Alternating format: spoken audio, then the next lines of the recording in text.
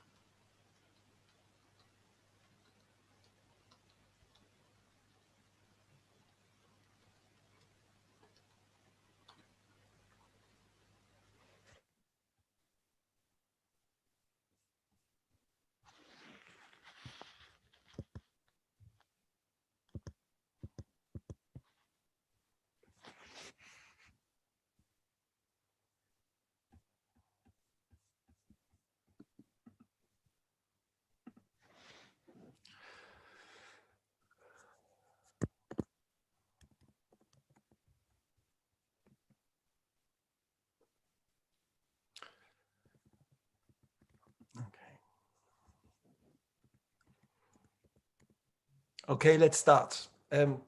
Welcome to this Agrarian Change Seminar, webinar even. I'm Jens Lærke from SOAS, University of London, and I'll be chairing this session in which Lyn Ossome will present on the agrarian question of gendered labor. I'm also joined by two co-organizers, Sreya Sentner from University of Cambridge and Enrique Castagnon here from SOAS. The Agrarian Change Seminar is organized by the Journal of Agrarian Change and the Department of Development Studies at SOAS. You'll find the full program of our webinars on our website, Agrarian Questions. The webinar is also live streamed on YouTube. Before we start, let me highlight a few guidelines. Please keep your microphone off, except when taking part in the discussion. Do feel free to write questions and comments in the chat at any point in time. This is also the case for those of you that have joined us through our YouTube live stream. There's a chat function there too. In addition to that, in the question and answer session that follows the presentation, those in the webinar can also ask live questions. Simply use the raised hand function. You'll find this function if you click on the participant button. And of course, when asking a question or making a comment, please be considerate and respectful. Finally, we're going to record both the audio and the video of the session. So if you do not wish to be recorded, simply don't use your audio and video. It is now time to welcome today's speaker, Dr. Lyn Ossome, who is the Senior Research Specialist and Feminist Economist Lead at the Institute for Economic Justice in Johannesburg. Lyn has published widely on feminist political economy and feminist political theory, including on gendered labor, land, and agrarian studies. Her publications include the book Gender, Ethnicity, and Violence in Kenya's Transition to Democracy, States of Violence from 2018, and she is the co-editor of a forthcoming volume, Labor Questions in the Global South. She's also a senior research associate at the University of Johannesburg, an associate editor of the Agrarian South, and a member of the boards of several international academic associations, including the International Association for Feminist Economics. So it's with pleasure that I welcome Lyn Ossome and her presentation on the agrarian question of gendered labor. And Lyn, you have up to 50 minutes for your presentation. Over to you. Welcome. Thank you, Jens, and thank you to the journal team for this invitation. This work, or these reflections, because I think it's still a work in progress, is a culmination of nearly a decade of collaborative work with my good friend and major collaborator, Sirisha Naidu. And so, we began thinking about gendered labor as an agrarian question on the basis of this long trajectory of thinking around the question of gendered labor and social reproduction, and especially what forms gendered labor takes in agrarian contexts. And so we've tried to ground our work very much in relation to that, in relation to the agrarian South. And so that is one. But we've also recently, especially in relation to this paper, thought about it more in relation to more recent critiques that have emerged from within the Agrarian South network, and specifically the work of Moyo, Ja, and Yeros, which question the idea, or which critique the idea, that industrialization is still the basic objective of agrarian transformation.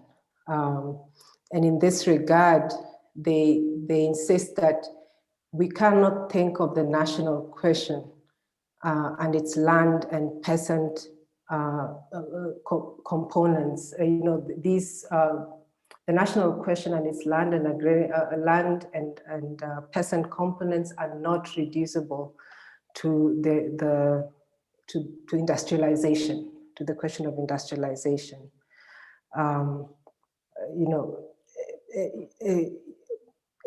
Existing statistics that we are seeing actually just simply do not support this, what they've been calling the industrialization myth. And I know this is something that is open to debate, and we can debate it.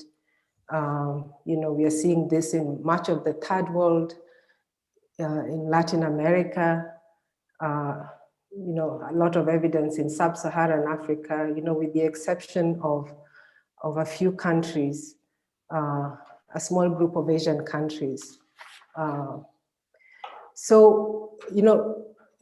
Secondly, we must also deal with the reality that efforts against imperialism must deal concretely with the need for autonomous development that accounts for the structural, historical context of third world people. And the dual character of this structural context is the peasantry and an increasingly expendable, and this is really key to our own thinking about the agrarian question of gendered labor, is both the peasantry and the increasingly expendable labor force, surplus labor. And both of these groups raised a specter of survival amidst capitalist exploitation. And with it also, of course, in relation to our work, the question of social reproduction. We are also dealing with the claim that capitalist accumulation is today globally independent. This is a claim, and there have been critiques, and I think one of the most prominent ones have been put forward by Utsa Patnaik. The claim that capitalist accumulation is today globally independent of a reliance on peasant agriculture. So Patnaik shows that this is fallacious. And in fact, she's arguing that peasant agriculture has to be understood in relation to the absolute immiserization that has accompanied finance capital's renewed dominance and attempts to control land, to control minerals, and other primary resources of the global South. And Patnaik shows that this new process of primitive accumulation, and there are many scholars who are thinking of this in relation to the ongoing dispossession of land as a renewed process of primitive accumulation, and the accompanying immiserization. She insists that these processes do not simply signify greater inequality, to her, and I think this is an important point, unlike the European colonizing migrant of yesteryear, today's displaced peasants and displaced workers of the South simply have nowhere to go. And this is something we have to deal with concretely in our analysis. Bridget O'Loughlin, I think in her earlier work on Southern Africa, posed a similar question, but I think in relation to the industrial proletariat. And she was asking, what is happening to the millions of workers who are being expended from manufacturing and industrial jobs? Where are they going? What is their fate? Right? So the national question in this regard, in these posts, in a sense, I'm trying to frame these as posing national questions. The national question with its problem of sovereignty, which is something, of course, we have to think of when we're in relation to imperialism. The national question therefore poses the question regarding the nature of the demands that the surplus populace that is being disposed or being discarded by capital place on the state in general terms, and also on the economy in more specific terms. And this is a question that needs to be considered concretely in relation to the existing agrarian classes. And I'll explain more of this in the later. So the agrarian classes in most of the global South,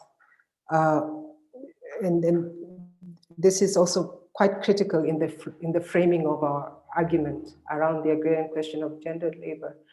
The agrarian classes in most of the global South now include wage labor, the peasantry, and petty commodity producers in combination, or what Shipji, for example, has theorized as working people in general. So we are not talking of the peasantry alone. We're talking of wage laborers and petty commodity producers together with the peasantry. So there is a global dimension to the social, economic, and political implications of capitalism's immiserating path and the imperative for survival that is facing millions in the third world. We've seen the emergence of new agrarian questions in the late capitalist milieu, which include gender equity. Again, this is a theorization that has emerged quite strongly within the Agrarian South network. These new agrarian questions include gender equity, which is what Sirisha and I have tried to deal with concretely in our work, but also ecological sustainability and autonomous regional integration. And these suggest, in a sense, both the maturation of the classical agrarian question and the impossibility of their resolution under the tutelage of monopoly capitalism, precisely because this is a system that is producing them. The agrarian question of gendered labor in particular highlights the immanence of the problem of gender inequity. It is concealed within labor processes, and again, I'm talking of, when I talk of labor processes, I'm talking of wage labor, the peasantry, and peasant agriculture and petty commodity production. This problem, this immanence of gender inequity is concealed within these labor processes, which themselves have not, in the classical literature, been theorized, at least concretely, in relation to gender, but which in the contemporary period of capitalism cannot be understood separately from their demand for gendered labor. And furthermore, contemporary global theory has not engaged squarely with the challenges that rural movements face under imperialism, namely the concentration of agrarian capital and political power at national levels. And these, the alliance of these with financial and industrial capital, and you know, the perverse kind of patterns of national development that these relations continue to generate. So the national question, you know, with its problem of sovereignty, also poses in a renewed sense the question regarding the nature of demands that the surplus populace being discarded by capital, place on the state in general terms, again, and on the economy. So this national question needs to be considered concretely in relation to the existing agrarian classes, in a sense, who again, as I've said, include wage labor, the peasantry, and petty commodity producers. So our analysis suggests that unlike in the historical context that understood these three categories of labor distinctly, under the current conditions of capitalism, all three are linked primarily by the characteristic of gendered labor that is central to their functioning. So gendered labor in this sense lends itself to a contemporary agrarian question because of its centrality in stabilizing all three classes of workers, and because of the unequal and exploitative relations on which this crucially depends. Of course, the question that follows from all this is what exactly constitutes then the gender dimension of the agrarian question. And relatedly, of course, we can also ask, how is the notion of exploitation modified by the fact that the labor of the surplus populace being produced by capitalist expansion is increasingly actually irrelevant to capitalism. So for one, women constitute a part of the surplus population, but are also still laborers. So in this sense, we have to ask, what does it mean to be both a part of the surplus population, but also be integral to the reproduction of that surplus population? And second, labor has in general been talked about as factory wage laborers, you know, so in relation to the capital wage relation. However, we know that domestic labor is not governed strictly by the capital wage relation, but it's nonetheless essential to it. And furthermore, wage labor may not be sufficient to sustain the growing surplus population and may continue to survive because of other forms of labor that continue to exist. And this is again back to the earlier point about the articulation between these agrarian classes. So wage labor is, you know, continues to survive because petty commodity production and peasant and domestic economies or labor exists or continue to exist. So the peasant farm in this regard continues to be integral, if not much more important in the last few decades. And in the last few decades, it has actually seemed that the main objective was to push everyone into capitalist forms of production. And so we are not thinking of laboring here in the Marxian sense of wage labor. We are thinking of laboring to survive.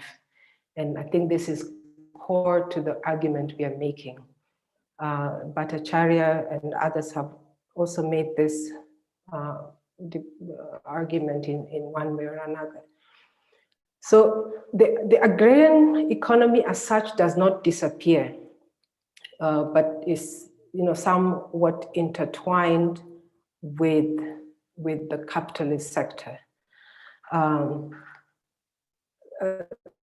third, the decreasing labor intensity of various capitalist production processes, along with insufficient capitalist investment and increasing labor flexibilization, means that the general working population does not depend, again, entirely on wage labor. So we consider this aspect as crucial to understanding the agrarian question of gendered labor, to the extent that the reproduction of this surplus population exploits an existing structure of gender inequality and exploitation that is historically produced in the process of capitalist accumulation. So earlier studies and a lot of earlier feminist studies on this, including Carmen Diaz's work and others, have shown how subsistence production provide a subsidy to capital. So this assertion that women's subsidy to capital constitutes actual extraction of surplus value, we think it is an instructive argument, but when we examine it in the agrarian context, we find it to be an insufficient argument. And so is also insufficient is this notion of articulation between the modes of production, the capitalist, non-capitalist.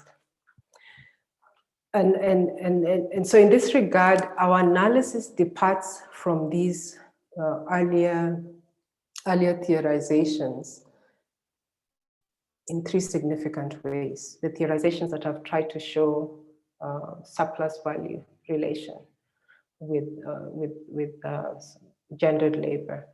Our analysis departs in three significant ways. First, we locate the problem not in the relation of exploitation, which lends itself in a kind of derivative fashion to value creation for capitalist accumulation and the industrialization myth. But rather, we locate the sort of core of our argument in the requirement of sustenance and survival of households which move beyond the reproduction of various agrarian classes that sustain monopoly capitalism. That formulation that actually presumes gendered labor. So we move away from that to encompass the conditions of possibility of social reproduction. And this formulation, on the contrary, poses gendered labor as an agrarian problem, poses it as a contradiction in relation to various agrarian classes. And hopefully this will become clearer as I move along. So the focus is not on remuneration for gendered labor. And I'm not dismissing this. This has been an important debate, even when you think of the wages for housework and so on. But the focus is not on the remuneration for gendered labor, but rather a concern with what it is that makes the continued reproduction of agrarian households possible against the onslaught of imperialism and capitalist accumulation. And we suggest that it is that structure of its possibility against which we ought to understand gendered labor in agrarian societies. Second departure is that gendered labor is immanent to capital, to the extent that it is crucial for the capitalistic form of production, but has to reproduce itself by means other than capitalistic ones, or means not readily supplied or guaranteed under capitalism. And as such, reproductive labor is really about competition and exchange value, despite its constant articulation with capitalist production. Reproduction of the laboring classes and its primary concern with ensuring the survival of the family and household has actually historically been shown to be subordinate to capitalist production. So rather than a concern with the creation of value, its primary preoccupation is with the sustenance of life. And thirdly, and related to the 2 points, is that the peasant unit actually produces goods and services for its reproduction. So rather than kind of simply understanding the peasant unit as converting them into use value or purchasing these goods and services with wages, we assert that the peasant unit actually produces goods and services for its reproduction. And this means that for gendered labor, and this is again crucial in formulating the agrarian question that is posed by gendered labor. This means that for gendered labor, land and landed resources become the primary site of contestation and competition, and not primarily the market, as is the case for those involved in petty trade and wage labor. It is these analytical and conceptual points that we argue that concretely rearticulate gendered labor as a contemporary agrarian question. So next, I'll just go to kind of some more detailed components of this argument. What are its building blocks? And one is, of course, to look at this surplus population and social reproduction, which emerges very strongly in relation to the global South or the agrarian South. So late capitalism's tendency towards massive depeasantization of the countryside and casualization of semi-proletarianized labor has had an acute impact on agrarian households. And this raises anew the significance of social reproduction, the significance of paying attention to the surplus population, and of course the relationship between the two. The gap between actual consumption and consumption afforded by wage income has to be fulfilled either through state intervention or additional household production. The persistence of economic insecurity in the absence of adequate wages and state intervention forces working class households to engage in subsistence production and in care work. We also know that labor expended in these activities constitute reproductive work that is often, although not exclusively, the bastion of women's invisible work. Therefore, while capitalism heralds a separation of workers, and this is an important point, while capitalism heralds a separation of workers from the means of production, this separation may not be complete as household production of goods and services is non-trivial in both advanced and also less advanced capitalist economies, even though the magnitude between these might differ. We also know that the existence and persistence of such household production particularly allows capitalists to expect the reproduction of labor in the absence of a living wage and inadequate social welfare programs. And this expands the scope of the production of simple use values within the domestic sphere.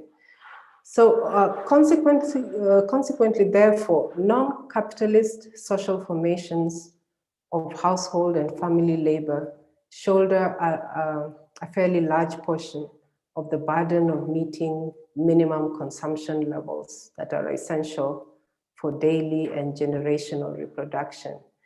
And what this means is that the means of subsistence in this case are not merely acquired through expenditure of wages, but also means outside the capitalist mode of production.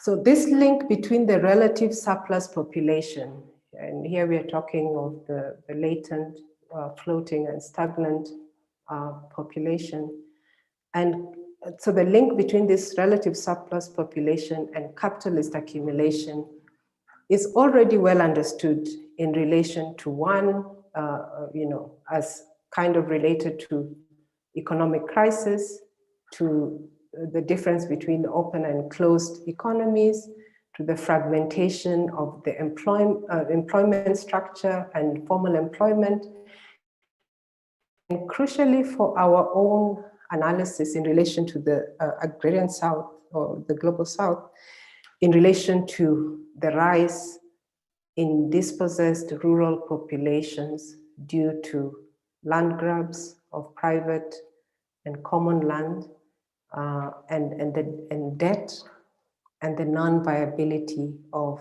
agrarian livelihoods. This surplus population, viewed as a potential reserve army of labor, therefore is an important condition for capitalist accumulation. It depresses wages and keeps existing workers in check.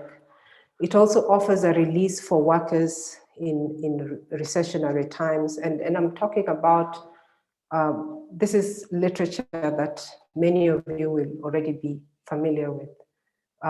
It also offers a release for workers in recessionary times and is a pool of potential workers to draw from in times of economic boom. But acknowledging, and this is an important point for us, acknowledging the need for a surplus population does not address how that population will be kept alive in order to be useful to capital when needed, and especially so when this population is not actually useful, is increasingly not useful to capital. In most contemporary societies, the state-capital nexus, even when it takes on a significant role in provisioning, has fallen short of assuming the full cost of reproduction.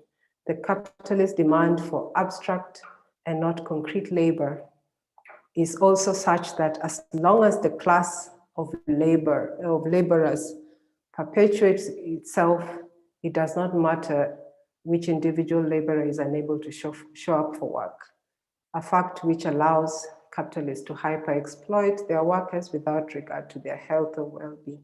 So therefore, beyond a particular threshold, many of these lives, at least what we are seeing, is that many of these lives are expendable, and the labors of mostly women who keep the laboring populations alive are outside the interest domain of general society and policymakers. Working people, and here, again, bear in mind that I mean the combination of wage workers, the peasantry and petty commodity producers. Working people may instead rely on other forms of production in order to satisfy reproductive needs. Some of these may be purely to satisfy consumption needs of the laboring classes, while others, including petty commodity production, may be linked to capitalist relations of production through exchange. So the insufficiency of only one form of reproduction therefore suggests to us extreme strain. And this is the kind of crisis that we have to understand gendered labor as responding to. So this articulation of petty commodity production to wage labor and person production is rendered most visible through gendered labor relations. And this then warrants a broader discussion of reproduction under different laboring processes operating in agrarian economies in the global south. So I'll look briefly at the development of the global rural populace.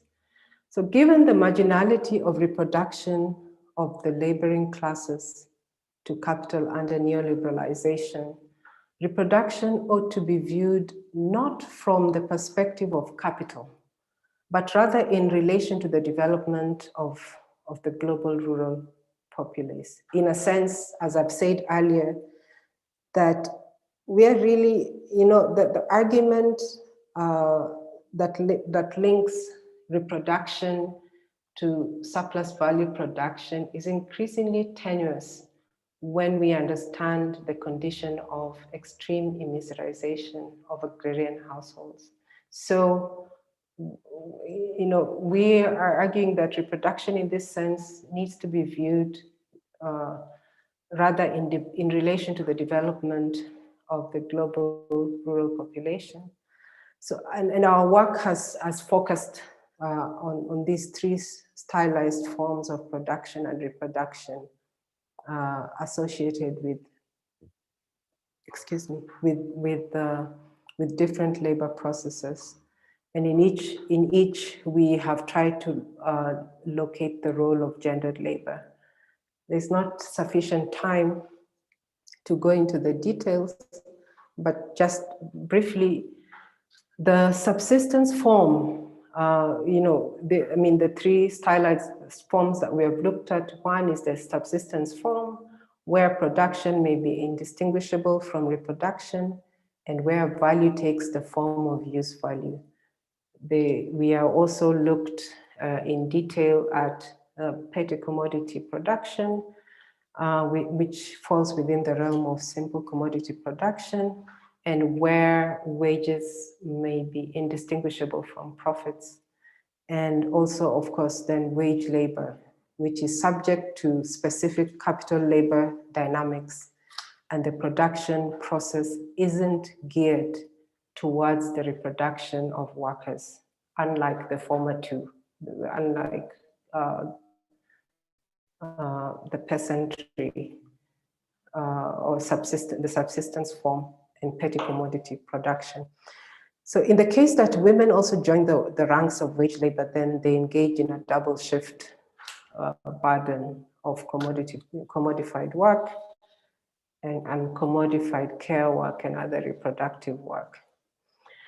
The economies of the global south have, for the most part, not witnessed a transition in which wage labor constitutes the only form of reproduction for the rural populace. And this is despite data showing that, that the contribution of agriculture to GDP is much lower, and also employment related with agriculture. But still, we have not seen this complete transition where wage labor constitutes the only form of reproduction. Again, this goes back to the earlier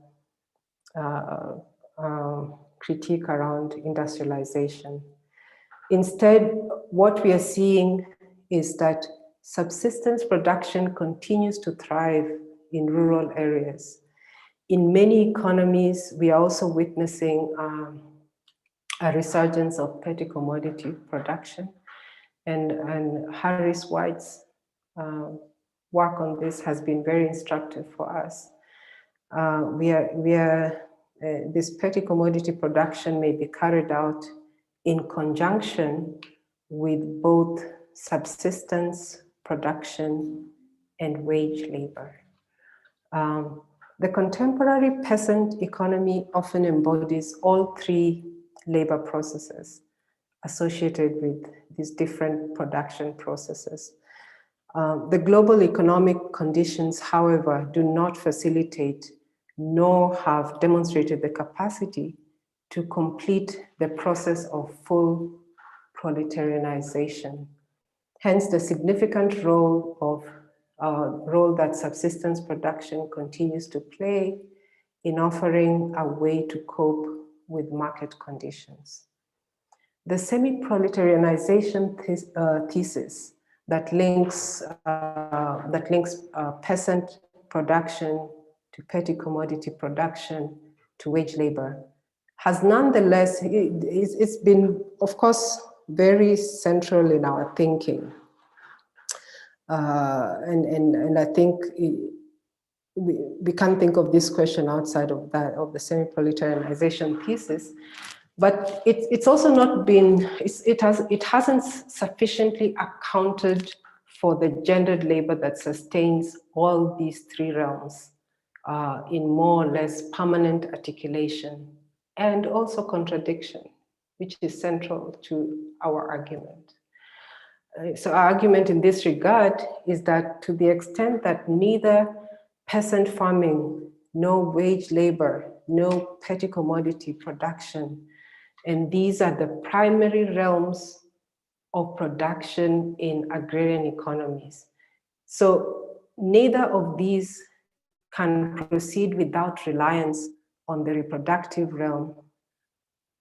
Because neither of them can proceed without reliance on the reproductive realm, gendered labor poses a contemporary agrarian question. And to understand this question, it is essential to fully grasp the scale.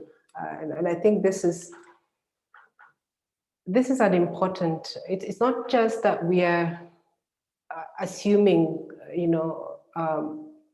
I think the theorizations around surplus value already presumes gendered labor. It's there, we don't dispute it. But beyond that is to really fully grasp the scale of the task undertaken by reproductive labor to ensure that working people, these three agrarian classes, including the ever-increasing surplus population, survives in the context of global capitalist accumulation, which renders us insufficient, independent sites of survival, in the sense that we can no longer think of these three classes of labor in separation. And fundamentally also is the dependence, this reproductive labor, in agrarian society, we cannot think of it outside of the reliance, as I've said previously, on land, access to land and landed resources, the commons, private lands, and so on, which then enjoins wage labor and petty commodity producers into these land and agrarian questions. It is in this sense limiting to ignore the role of contradiction that exists between neoliberal capitalist accumulation and the reproduction of a vast global surplus population. Capitalism's surplus populations are trying to survive under increasing unavailability of means of survival, whether they are filtered through the capitalist or non-capitalist modes of production or through the state. And the social and political implications of the resulting social differentiation, these questions warrant further theoretical and empirical reflections. So just to end in conclusion, this surplus population that is a rather large concern of ours.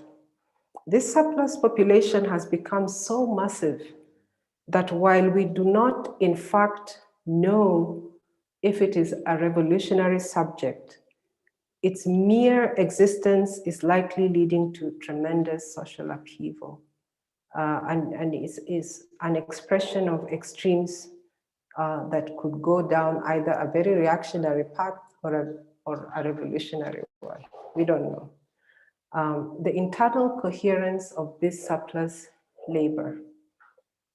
And what I mean by that is the present dynamics of stabilization. Because I think the core of the argument we are making is that the driving force for the stabilization of these agrarian classes is one. And we have to see it through the gendered labor that is very highly dependent on access to land and so on.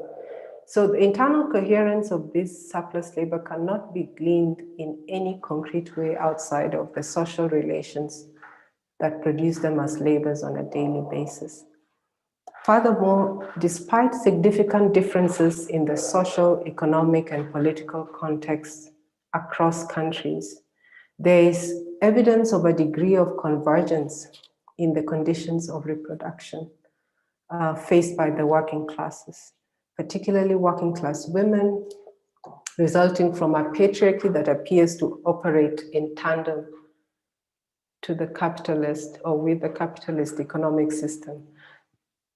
This cost of social reproduction is being transferred to previously non-capitalist realms of the family household, which, while not exempt from the commodification of labor, time, and resources, do not concretely enter into value production. And it's important also that we remember that reproductive labor exists whether people are employed or not. And yet none of the labor processes outlined above, not wage labor, no petty commodity production, not peasant labor, none of these actually account for reproductive labor. So without taking into account reproductive labor, the incomes and output on which it depends, all three of these realms of labor represent no more than a desperate scramble for survival and actually cannot constitute accumulative strategies. We did some earlier work with Sirisha looking at India, where I think we started to develop the argument around survival rather than accumulation, because what we could see from that data is that these agrarian households are really not accumulating. The reproductive labor does not support that. So these three realms, without taking into account reproductive labor, they cannot constitute accumulative strategies. And furthermore, among all three, evidence suggests that the peasant economy, despite its dwindling access to communal lands and the commons, remains the primary realm for the social reproduction of surplus labor, and land a crucial component in this regard in agrarian context. The classical agrarian question was concerned with how the mass of the peasantry could be drawn into a revolutionary movement whose main force was proletarian. And I think this question gains additional significance in the present moment of neoliberal capitalism, among whose greatest casualty has been the mass of the surplus labor that does not itself represent a class, but which places significant demands on both the peasantry and the proletariat classes burdened with its survival. So this surplus population is being cast onto the three realms of production and reproduction. Again, they're being cast onto the peasant economy, onto wage labor, and onto petty commodity production. And none of these separately or in combination with each other appear able to secure sufficient resources and wages to support the surplus population. So, you know, the transfer of wage labor and petty commodity productive activities into the subsistence, unremunerated, unwaged realm, and the fact that wages and earnings from petty commodity production do not actually increase beyond a certain point suggests the likelihood that survival of the surplus population requires a high degree of dependence on gendered labor. And this gendered labor in turn is highly reliant on peasant subsistence with its dependence on private and common lands to meet the minimum consumption demands of many of the agrarian households. The implication is that the peasantry, apart from posing the question regarding its usefulness as a potentially revolutionary class, poses the question of gender inequity due to contradictions internal to itself that require greater attention. You know, there's been a tendency on the left, on the agrarian left, to romanticize the peasantry. But what we are really saying is that this question of gendered labor and gender inequity poses a serious contradiction that we have to think about in whichever way. So, and these contradictions, these contradictions in some is what we refer to as, we think of in what I've tried to present as constituting the agrarian question of gendered labor. These contradictions compel further reflections on what kinds of solidarities the current conditions of labor and under neoliberal capitalism entail. And of course, it requires us to think of the difficulties that a peasant path upon which reproductive labor greatly relies. And this is, again, in the context of the agrarian South. It requires us to think of the difficulties that a peasant path on which this reproductive labor is likely to encounter. So I'll stop there and invite discussions. Yeah.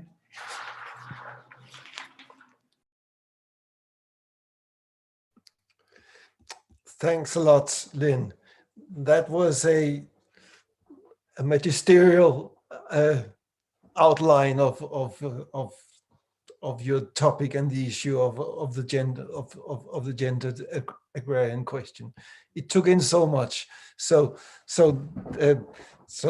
I'm sure we will have more than enough to discuss over the next nearly an hour. So that is great.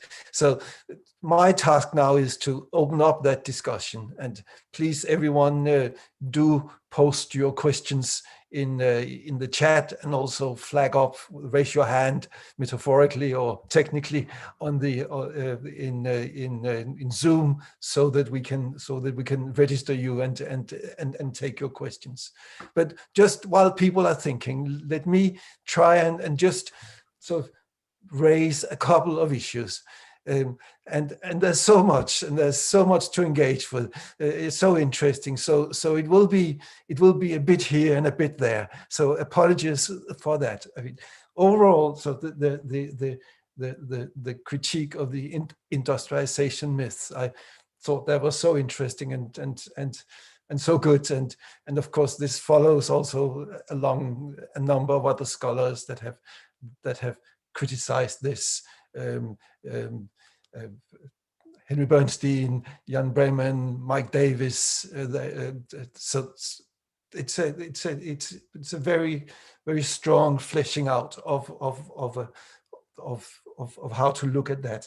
So I will not even touch that. That is hugely interesting, but I'll not go there. That takes you to the focus on survival and of the gendered labor and of social reproduction as central to the survival of the surplus populations. Now, here it would be interesting if you could open up a bit more for how you see the relationship between surplus populations that are marginal to capitalist accumulation, but nevertheless, I guess, to some extent takes part in it. Certainly in the part of the world that I know a bit about in India, there are maybe 100 million seasonal migrant laborers that work for capital, or work or produce for months of the year, while the rest of the year, the rest of their families may well be characterized as not directly relating to capital. But the household as such also have, while they have been marginalized, also are being utilized by capital, and maybe in a sense it is their marginalization that makes them important for capital, because that means they can be treated in the manner that they can be treated. So it'll be interesting to hear how you see the way the relationship between the capital and the marginalized peasant groups that you are focusing on. To what extent does the kind of capitalism that exists today still influence the way people survive, and to what extent can it be seen as separate from, or is that a wrong way of putting it? So, but that tension would be interesting to hear a bit more about. And as I say, I'll really not say much, but let me also put one other question to you, and that is regard to the role of land. You are very clear that to you, land was the primary source of contestation between survival, reproduction, and capital. That it was the need for land, that without that one could not survive. The peasantry in its various forms as laborers, producers, peasants, could not survive without the land, and that formed the basis also of the social reproduction as I understood it. But what about groups such as the Dalits in India, who by and large do not have access to land? 18% of the Indian population, are they then, would they be ridden out of the peasantry? Or will we have to nuance the idea that land is central? And actually it is sometimes the case that land is central, but the peasantry is differentiated.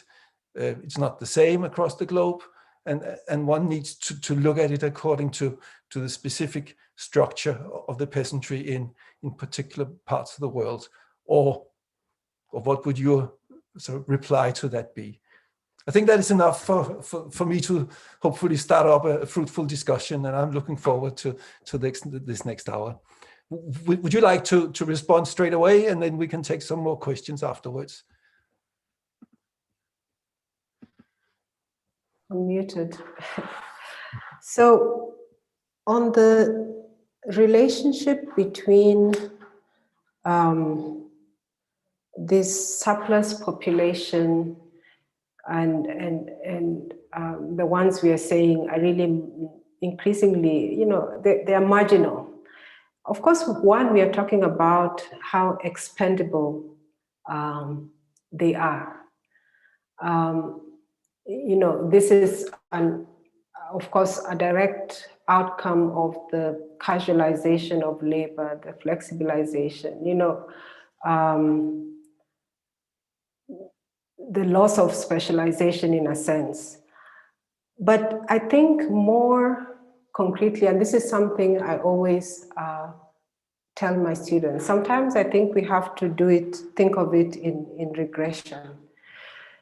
In terms of thinking of, we know the figures that are coming out of our economies in terms of industrialization, in terms of jobs. South Africa, where I am, has just, its quarterly labor force survey has just shown a massive loss of jobs, of course, in relation to this COVID period, which earlier reports were saying otherwise. But so we have figures that show, and I don't think this is exceptional to the COVID period. We have figures that show that there's a massive industrial labor force, even manufacturing, even agricultural labor that is being expended en masse. And I tell my students that the fact that we are not walking around and meeting dead bodies, for lack of a better word, emaciated bodies, it means someone is taking care of these people. Someone is bearing that burden of their survival. We are not talking of luxury. And of course, capital needs them, and we acknowledge that. The floating labor, all these efforts by the state, even neoliberal states across, to issue some kind of social grants in this period, suggest the need to keep these people alive. What we find is not it's not a very it's not a sufficient explanation is for us to keep on insisting that these surplus population are fundamental to the functioning of capital, because they simply are not. They are not, and they are imposing a burden on households, and this burden has implications for those wage laborers that are still able to get jobs, whether it is seasonal or whatever.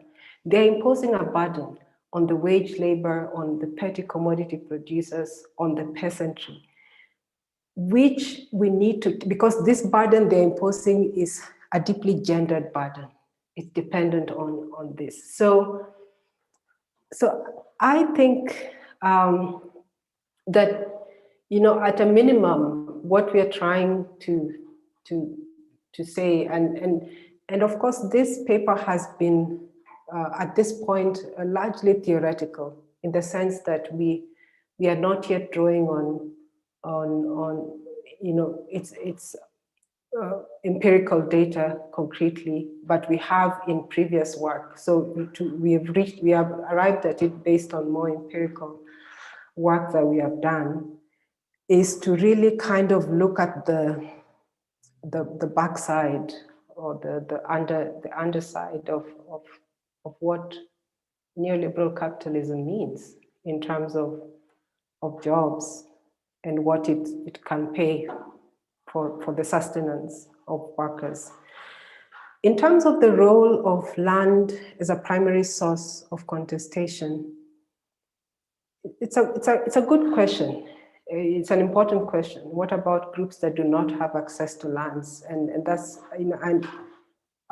I mentioned, access to the commons. In Uganda, where I lived for a while, I saw many people foraging, partly because, whether it is urban land where you'll always see the banana, the matoke tree, but also just foraging in many other ways. And it was mainly women who do that. So just even access to the commons, and of course we are making a bigger argument against, capitalism's impulse towards the commodification of land, which we are seeing in the, so I keep trying to bring us back to the agrarian context, because some of these problems are more dire in the agrarian context, where land takes a particular significance than it does in another context. But it is taken. So land, the commons, the defense of them, forests, is part of perhaps when we get to a response, because right now we are posing the question. We are not claiming to be resolving the question. Thanks. No, that's it's. I think these are issues many of us are trying to find our ways around. But you're certainly putting out an agenda and an argument, which is great. And it shouldn't stop people from asking questions. I don't see any questions here yet, but I'm sure many members of this, or many participants would like to ask a question. I think Alessandra has a hand. Alessandra, yeah. Has she? Oh, I can't even see it. Excellent. Alessandra, please.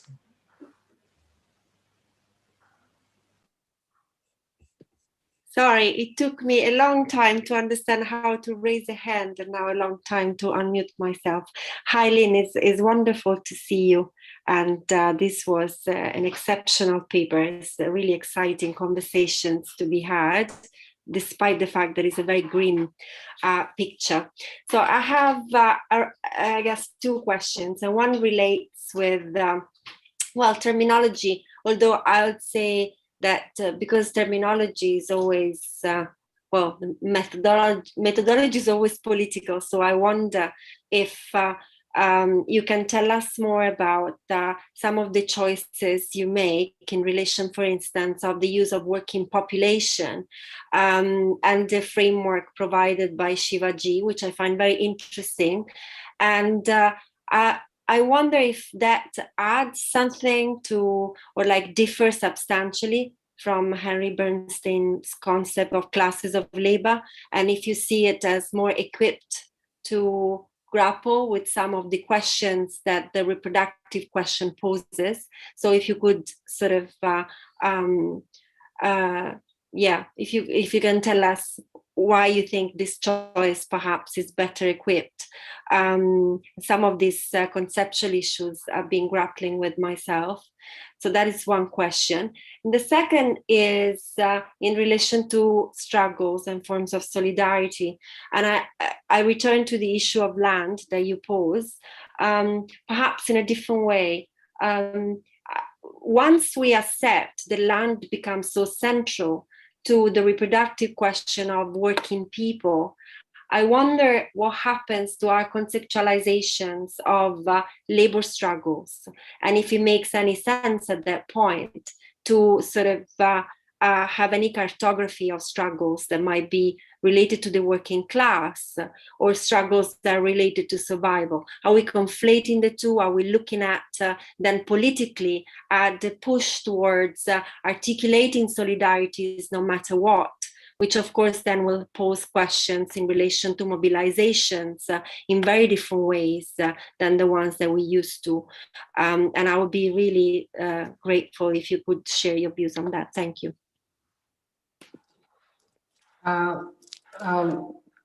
Thank you, Ali.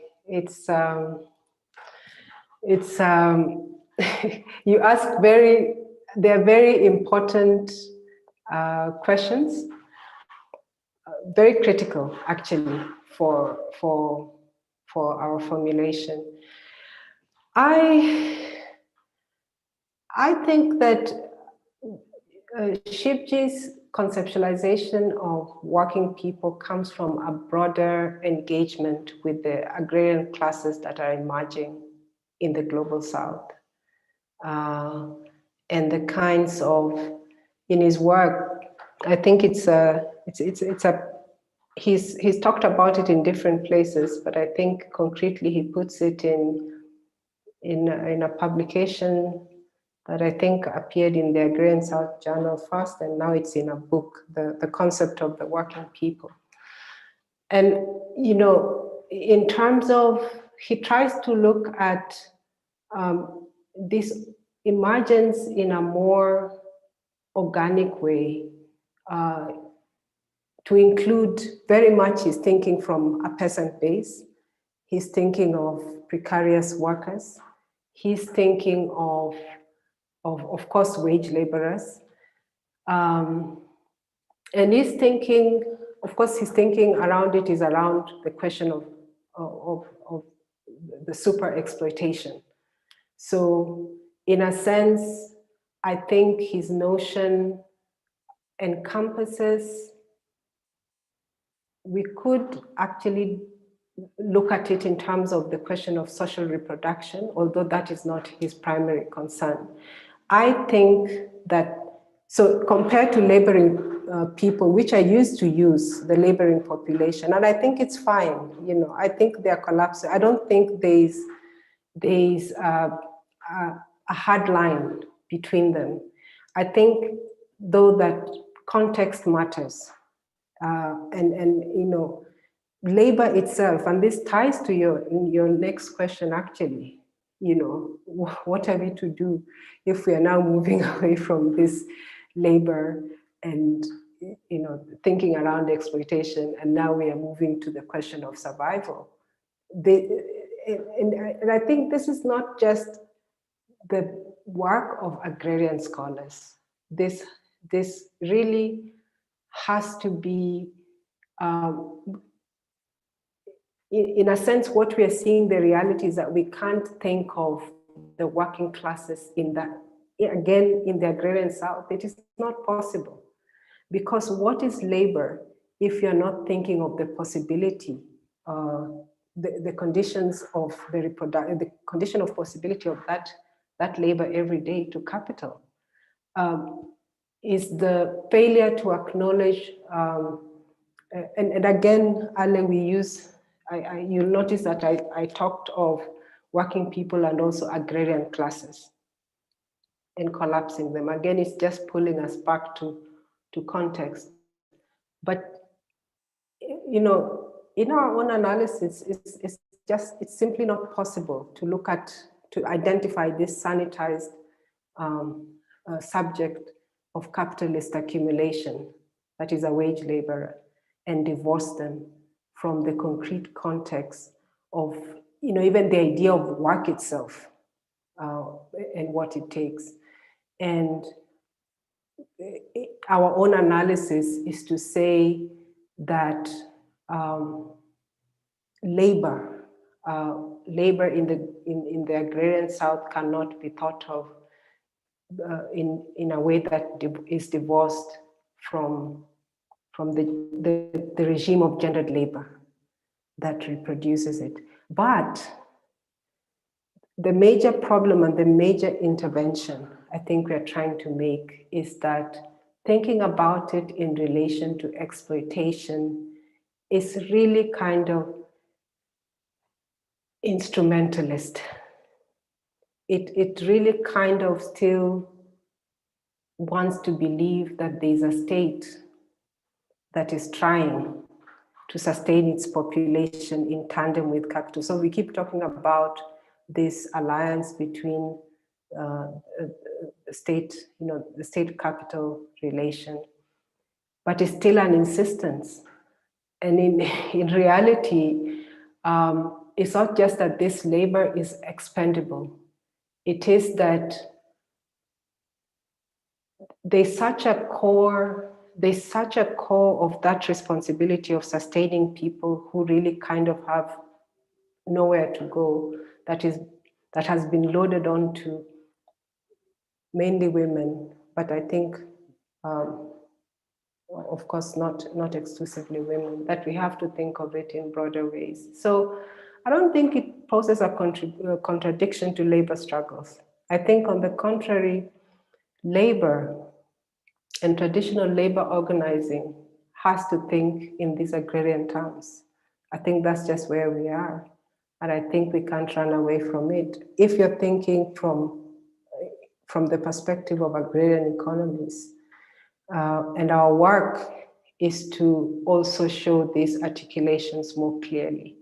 I don't think we are there yet, and I think there's definitely a lot of resistance that this kind of theorization that doesn't show clearly in the way that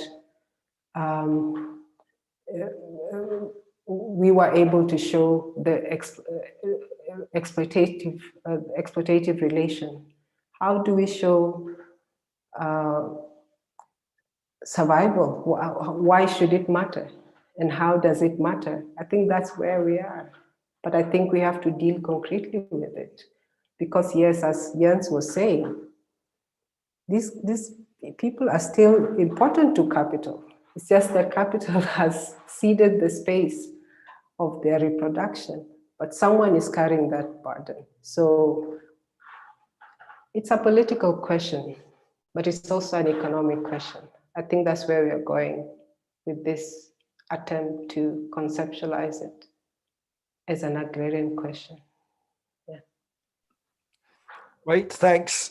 And as you're saying, that is a political struggle as well to get the usual actors in the field to acknowledge that. So it is hugely interesting. That was just a comment. But Shreya, I think we have a couple of questions on the chat. Would you mind posing them putting them to Lyn? Thanks, Jens. So we have a couple of questions from Francesca, who's firstly thanking you for your amazing talk, but also considering the centrality of land for the struggle of the people central to your talk. What do you consider to be the role of land ownership and ground rent extraction in this picture? Francesca also asks if you could please elaborate on the imminence of gendered labor to capitalist accumulation. There is a question also from Zeynep Eren Benlisoy, who joins us from Istanbul. Again, saying that, well, thanking you for your brilliant speech, but also you just said that the surplus population has been getting larger, but we do not know yet if its political voice is revolutionary or reactionary. Based on my case study in which I studied the proletarianization of small producer women at export-oriented large-scale greenhouse in Turkey, I found that in spite of exploitative working conditions, women still appreciate working and even stress the seeds of freedom they get through waged labor. So how could we then think about the changing forms of patriarchy in the agrarian South, possibilities of a strengthening the feminist movement or women's agency to turn the surplus population's voice into a revolutionary one? So I will stop there. Thanks. Yeah, I'll start with the last question. In that is how it should, that would be we cannot give up on that, the revolutionary force. It's just that we are, there are conditions to that. When we think of the classical agrarian question, and even the difficulty of thinking of the peasantry in relation to the proletariat, how much more difficult is it for us to think of a population whose struggles we can't, or contributions or relevance we can't even grasp. But apart from that is that this population is so diverse. It's so diverse in terms of where that labor is being expended. It's very diverse in terms of these nationalistic questions. That's why earlier on we were talking about the national question, because those are things that we have to think about. Where if you think about ethnicity itself, in terms of the the legacies of colonialism, the persistence of the traditional authorities, which still govern large sections of rural populations, and so on. So I'm very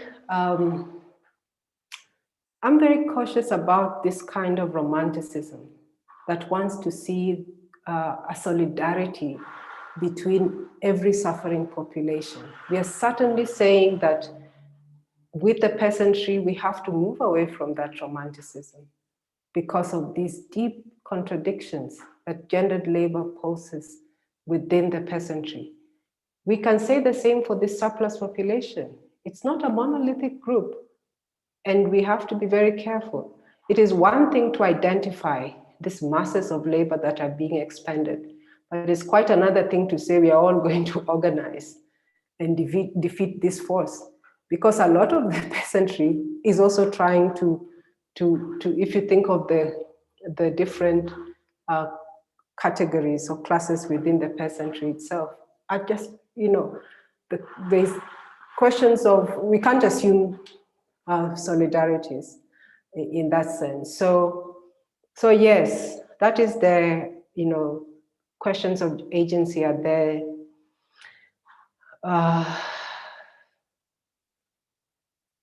But, I think that what this what we're calling the agrarian question of gendered labor, the biggest kind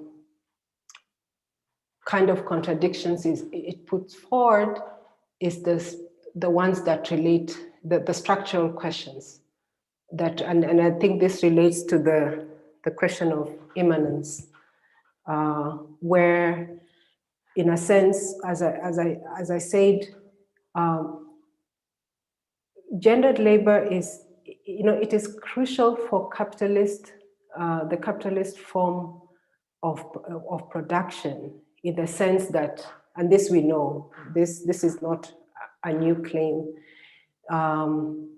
but it has to reproduce itself. It can't rely on the same resources that it puts out to reproduce, capitalism's useful bodies.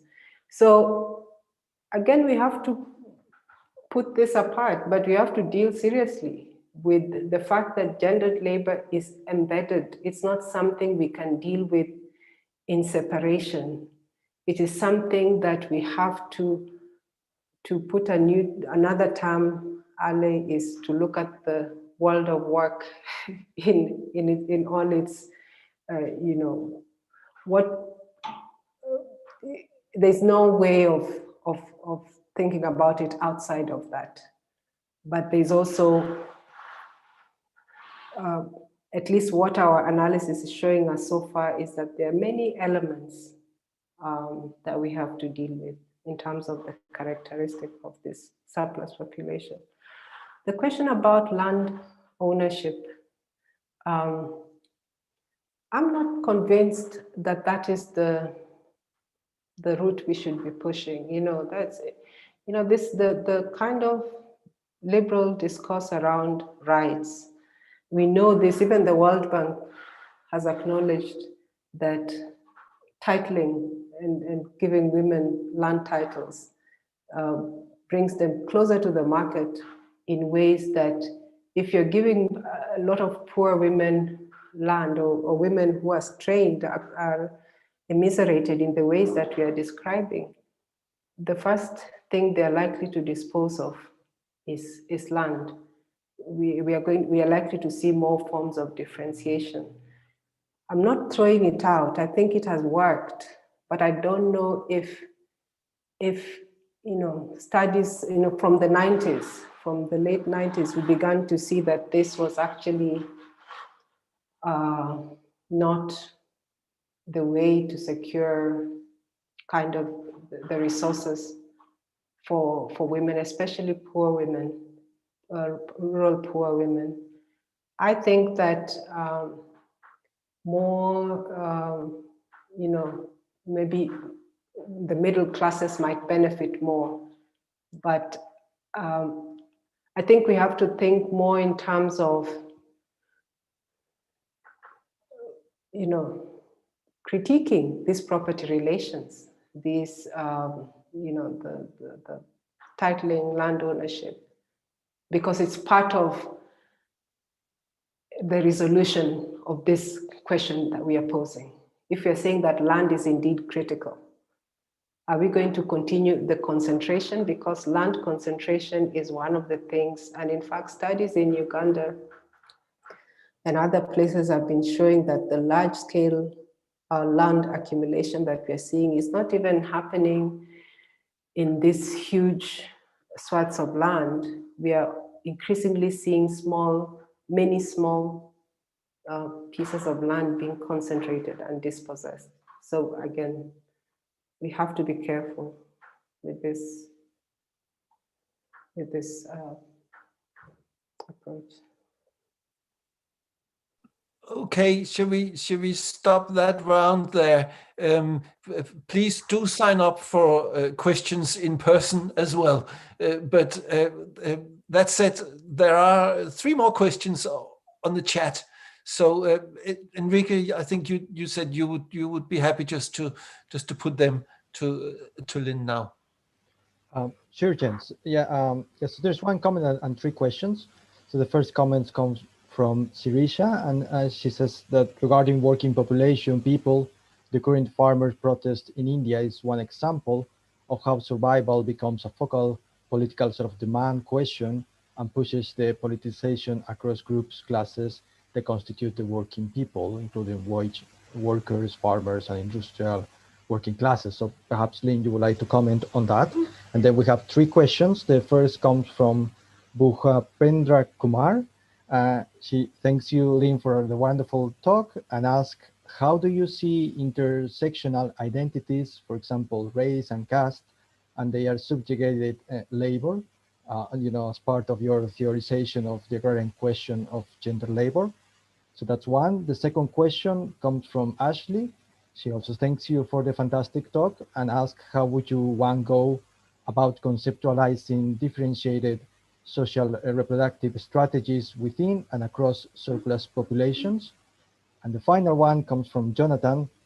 He wonders whether you had encountered processes of socioeconomic differentiation within the countryside between those who mix agricultural labor and petty commodity production and those who usually generate small surpluses and employ others on the land along with family members.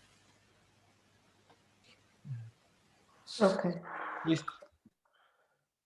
Yeah, Sirisha's is a comment, and we totally agree. Sirisha is my major interlocutor and collaborator in this work, so I think she's covering my back.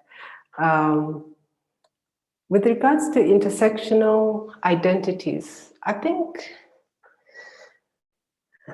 it's, you know, we have to pay attention to them, but I like to think of identities in historical terms. So in separate work, another area of interest of mine, which is the modern state, I've been critical about the way that intersectionality is used in this. We kind of want to see it everywhere, but you know, our studies show that there are times, and so these are questions that we have to think of historically.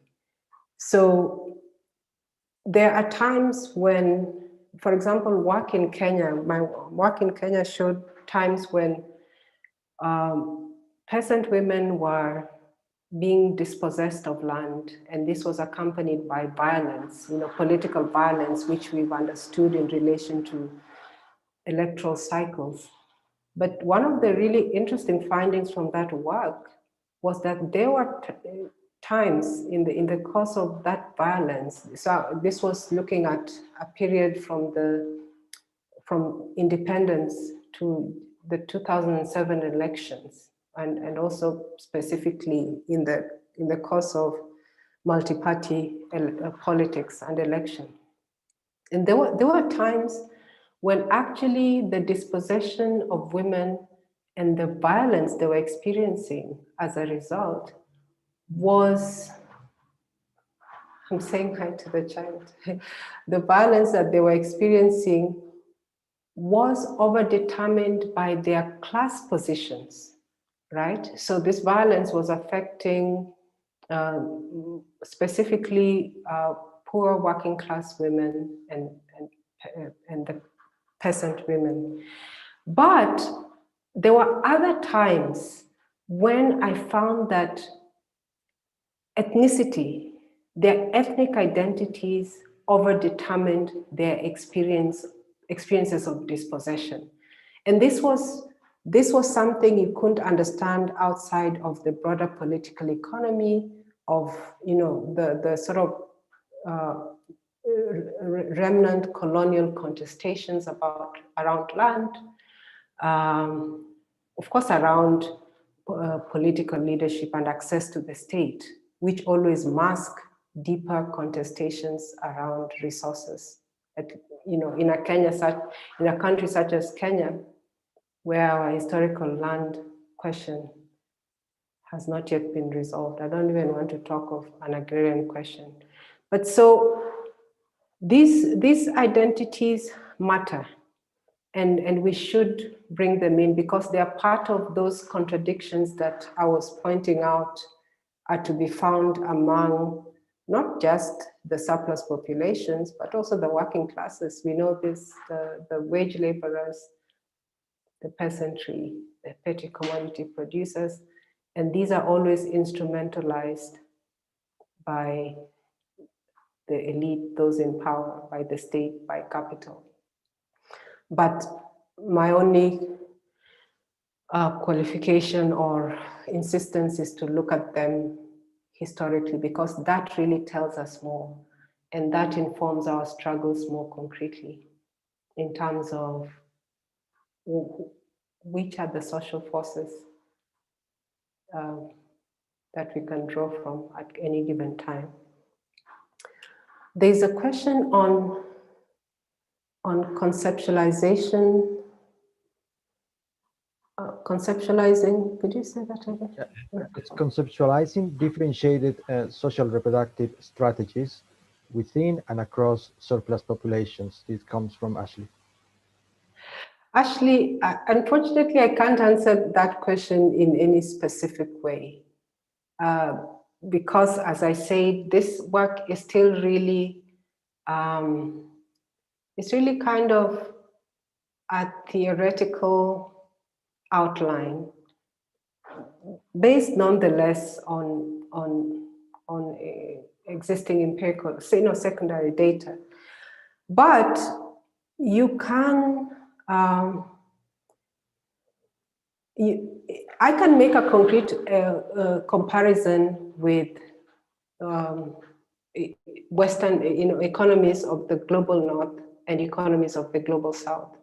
So for example, the question of land and landed resources, the question of the commons, does not appear as prominently in the theorizing emerging from the West, from the Northern Academy, precisely because it is just not that fundamental to the, especially, if you look at countries where the social security or the welfare state are still active in some way, then there's a more prominent role of the state. There are places where remittances are quite prominent. There are places where then, and I'm not saying remittances are not prominent here too, but again, they really are, land becomes a very prominent thing. So I think you have to place it in the, I can't talk of it, there's no global, there's no homogeneous surplus population. No, let me put that differently. There's no homogeneous way of understanding the survival of surplus, of the the surplus population that capitalism is producing. There are very specific ways that we have to think of in relation to time, in relation to place, in relation as historical questions. As I said earlier in my talk, very few countries on the continent, in Africa, in much of the global south, ever actually transitioned into fully proletarianized labor. That tells us that historically we've had this continuation. So we are talking almost over, we are seeing it, even with gendered labor and migration, a kind of the colonial political economy that still survives in many ways in relation to this gendered labor. Have I missed something? There was a final question from Jonathan, who asks, well, now I'm doing it, sorry, Okay. where you mentioned your earlier empirical work. I wondered whether you had encountered processes of social differentiation within the countryside between those who mix agricultural labor and PCP and those who usually generate small surpluses and employ others on the land along with family members. Well, my own mother is a perfect example. She's a retired teacher who is now engaged in peasant farming, and she feeds the whole, she lives in the village and feeds the entire homestead. She usually pays, it's piece rate work. She always pays day laborers to come during, seasonal labor, to come and, do different things, whether it is the plowing or the harvesting and so on. But she in that household, and this is why we insist on talking of the family, the house, agrarian households. In that household, she lives with an elder, a brother who is engaged in petty commodity production. And she depends very much on remittances from her two elder daughters. So it is not a unique household. It is a household that I see replicated, but we see it every day. That this is it's not possible for her to live on her pension, which she also lives on, but she was a teacher, and teachers are not paid much. So yes, we see this. We see there are some richer, there is a level, a degree of differentiation, for sure. There are those who can afford to employ. And I don't think our focus again is not on those who are employing. It is on those who have to depend on this kind of piece rate work and then their household. So we really have to see the connect, because there's been a tendency to think upwards and see differentiation and kind of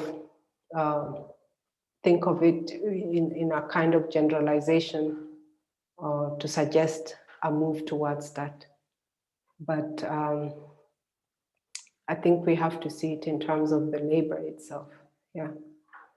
No, I thought that was an interesting qualification, so that certain processes may take place, but what matters is a certain focus, and yes, so that yes.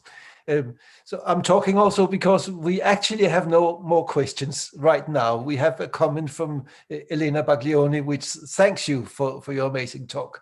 But now is the time for a last question before we close up for the day. Anyone who would like to have the honor of putting the last question forward?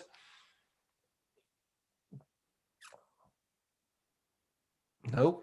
In that case, I think we all our minds are buzzing, because there are so many interesting aspects and ideas in this. So let us simply finish here.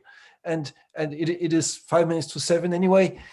So thanks a lot, Lyn. That was really interesting, and I will give you a hand while you can't see all the others' hands. We can still give you a hand, and really much appreciated that you could give this lecture.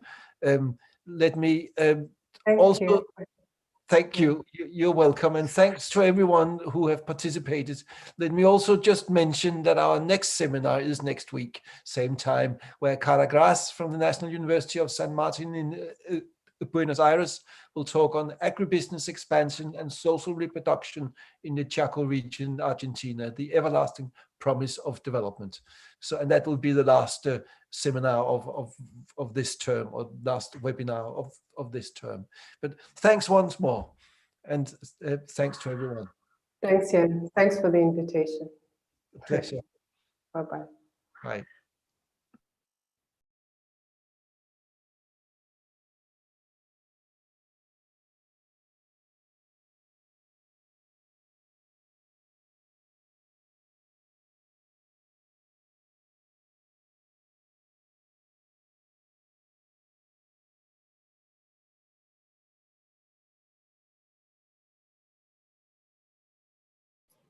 Okay.